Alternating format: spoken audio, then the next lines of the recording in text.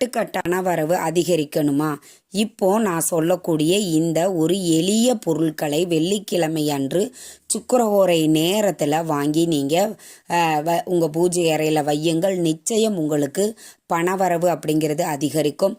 தங்கம் ஒரு பொட்டு கூட இல்லை அப்படிங்கிறவங்க மேற்கொண்டு தங்கம் நீங்கள் வாங்கி கொண்டே இருப்பதற்கான ஒரு வாய்ப்பையும் சூழ்நிலைகளையும் ஏற்படுத்தும்.